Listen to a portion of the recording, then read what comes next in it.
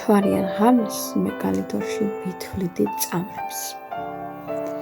მთვარიან ღამეს წვიმის წვეთები მაძლევდა რწმენას. მთვარის ყურებით ვიქარვებდი დარდებს, დარალებს, წვიმის წვეთები ამბოხებას აწყობდნენ ისე. მე კალიდორში მოყუნტული ვუცქერდი მთვარეს.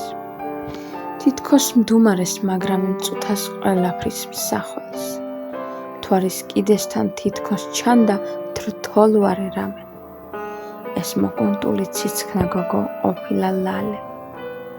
ცივ კედლებში გამჯდარ ტკივილებს ახშობს ხმაური კუნესა ხალხისა. ცივ დერეფნებში ფეხის ანაბეჭდს ისევ ვუყურებ. თითქოს გზას ვნიშნავ მე მოყუნტული ცივ დერეფნებში თვლიდი ვარსკვლავებს. მე მოწყენილი მარტოობისგან ვქნიდი ამ ფრაზებს. ცივარემარეს უფრო ყინავდა სუსხის სულისა. მე გადავედი ერთი კუთხიდან, შუქიც გამიგრა. აქ მიძინებულ სტრესსა და ხრნეშას ვებრძოლე ერთმა. აქ ყველას ტკივა, მეც ვტკიოდა დათან მესმოდა მამის ახვნეშა.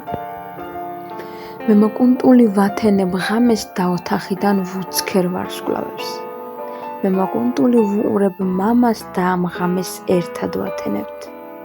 მე ვიკუნტები გარეთ კუთხეში, შენ კი საწოლში გტანჯავს სიცივე.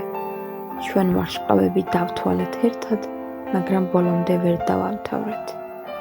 ჩვენ მოყუნტული ვებრძოდით ყინვას. ჩვენ გვციოდა გვყვინთავდა დარდი. მამას ტკიოდა მოყუნტულ ციცას, როგორ ეძინა ოთახის კარში. ცაელა იდგა გაცეცებული და მას ტკიოდა მამიკოს დარდი. ჰოსპიტალს ეცვა თეთრი ხალათი. ჩვენ ამ ხალათმა მოგვიცვა ჯანღით. ჩვენ მალე გავალთ იმ ცისფერ კართან. ჩვენ რომ გვინდოდა გაგვეღო მამი.